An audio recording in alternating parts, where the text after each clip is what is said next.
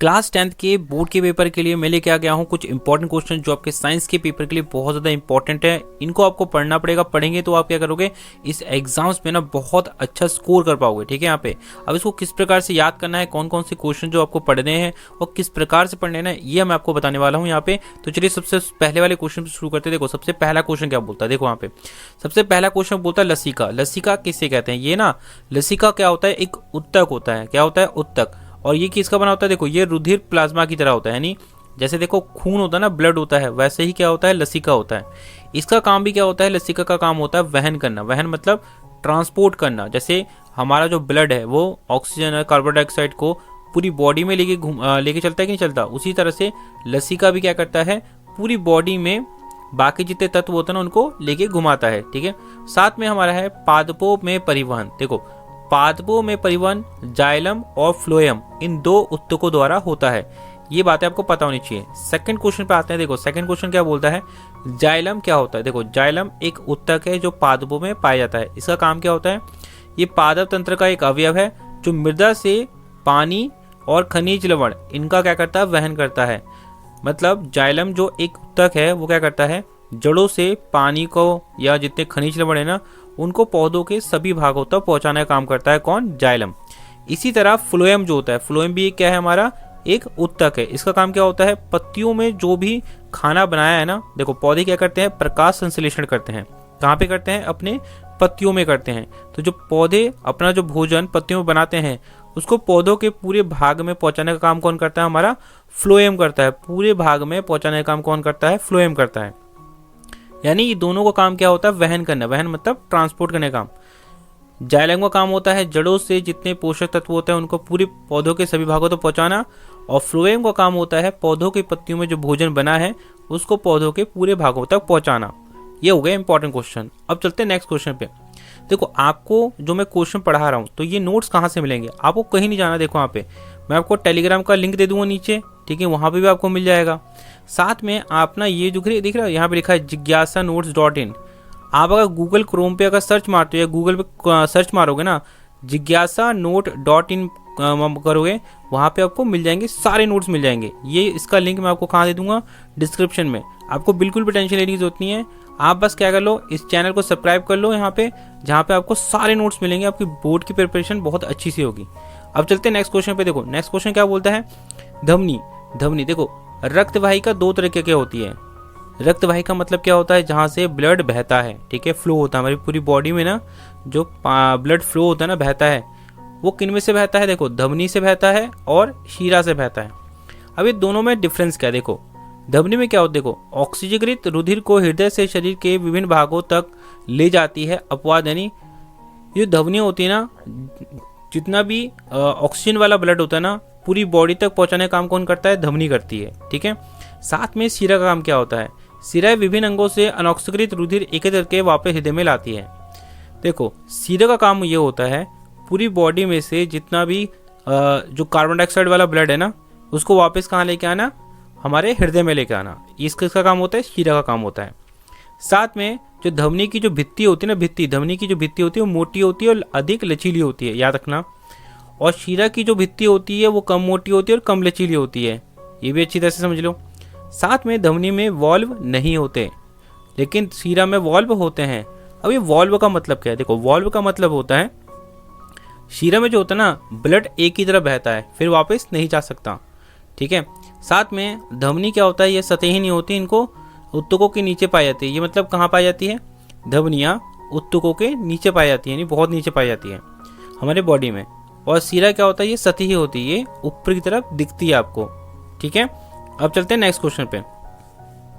Next question क्या, देखो आपके एग्जाम्स में ना ये क्वेश्चन पूछा भी जा चुका है। क्वेश्चन क्या आपको बोलता है, कणीय अवयव क्या होता है। कणीय अवयव क्या होते हैं, मतलब रुधिर में ना, यानी आपके ब्लड में ना बहुत तरह के क्या होते हैं, कण होते हैं। कौन कौन से कण होते हैं, देखो एक होते हैं लाल रक्त कण। कौन से होते हैं, लाल रक्त कण। लाल रक्त कण का काम क्या होता है, इसका काम होता है ऑक्सीजन और कार्बन डाइऑक्साइड इसको एक जगह से दूसरी जगह ले जाने का काम करता है। हमारे ब्लड में होते हैं लाल रक्त कण, जिसे इंग्लिश में कहते हैं रेड ब्लड सेल्स। ठीक है, इनका काम होता है ऑक्सीजन और कार्बन डाइऑक्साइड को एक स्थान से दूसरे स्थान पर लेके जाने का काम होता है। और हमारे ब्लड में हीमोग्लोबिन भी इसी वजह से होती है। किसकी वजह से होती है?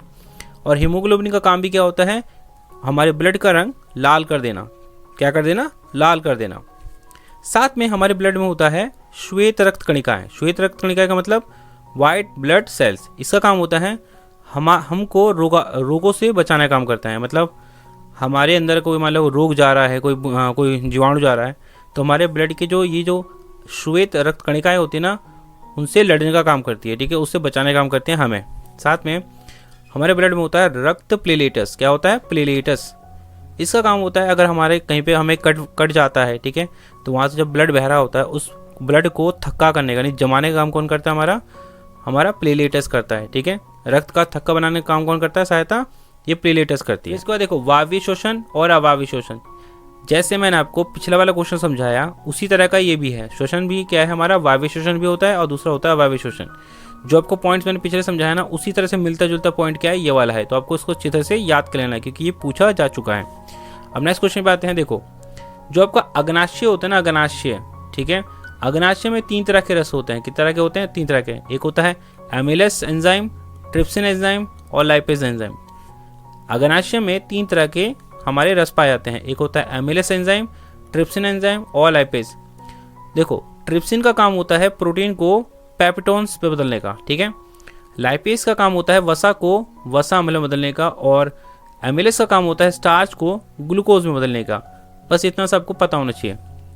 नेक्स्ट क्वेश्चन आता है आपका अमाशय। अमाशय जो होता है आपका अमाशय वो जठर ग्रंथि, उसमें जठर ग्रंथि पाई जाती है। अमाशय में जठर ग्रंथियाँ पाई जाती है। इसका काम होता है इसमें से कौन कौन से निकलते हैं एंजाइम्स? अमाशय से पेप्सिन, हाइड्रोक्लोरिक अम्ल और श्लेष्मा। पेप्सिन का काम होता है प्रोटीन का पाचन करना। प्रोटीन का पाचन करने का काम कौन करता है? हमारा पेप्सिन। साथ में हाइड्रोक्लोरिक अम्ल का काम होता है हम जो खाना खाते हैं ना उसको पचाने का, एकदम डाइजेस्ट करने का काम करता है हमारा हाइड्रोक्लोरिक अम्ल। और दूसरा श्लेष्मा क्या करता है? हमारा श्लेष्मा ये हमारे पेट को, अमाशय को जलने से बचाता है। किससे? ये जो हाइड्रोक्लोरिक एसिड है ना इससे जलने से बचाता है। कौन? श्लेष्मा हमारे अमाशय को।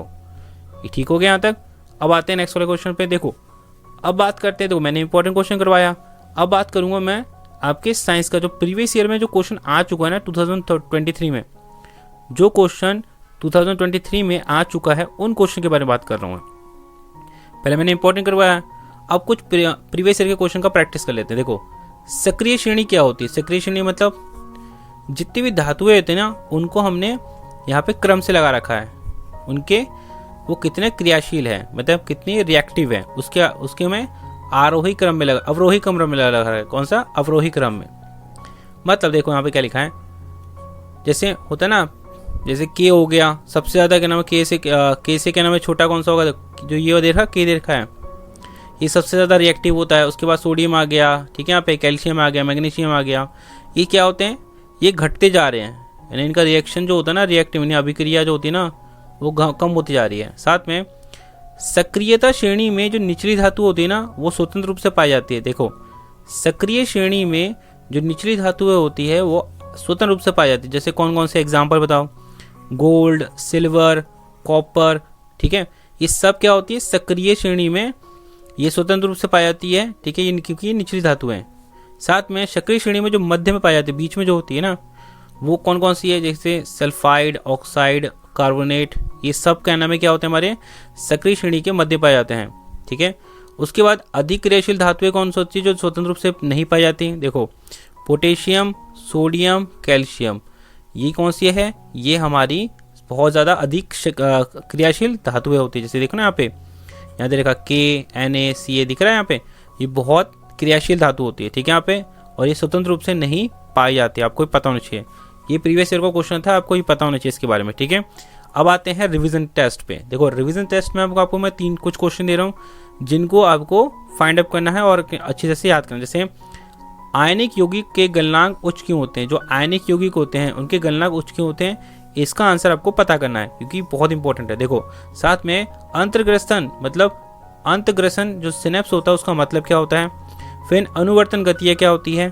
साथ में पादप हार्मोन क्या है? और पौधों में वृद्धि करने वाले एक पादप हार्मोन का नाम आपको बताना है। ये मैंने आपको दिया है रिवीजन टेस्ट के लिए, ठीक है। तो अब बात करते हैं नेक्स्ट वाले पॉइंट। देखो दोस्तों जितने मैंने क्वेश्चन आपको बताए ना, इंपॉर्टेंट क्वेश्चन बताए, आप क्या कर सकते हो कि हमारे चैनल को यहाँ पे देख रहे हो, यहाँ पे वाले चैनल पे सब्सक्राइब कर सकते हो। यहाँ पे आपको क्लिक करना है, आप सर्च करेंगे एग्जाम सुपर 100, क्या सब सर्च करेंगे एग्जाम सुपर 100, वहाँ पे आप सब्सक्राइब कर लीजिए ताकि आपके बोर्ड के एग्जाम्स के लिए ना पूरी प्रिपरेशन हो सके। और आपको क्या मिलेगा, यहाँ पे जो जिज्ञासा नोट है ना, वहाँ पे सारे नोट्स आपको मिल जाएंगे जहाँ से आप प्रिपरेशन कर सकते हो। अगर कोई डाउट होता है तो आप पूछ सकते हैं कमेंट में। और अभी के लिए थैंक्स फॉर वॉचिंग।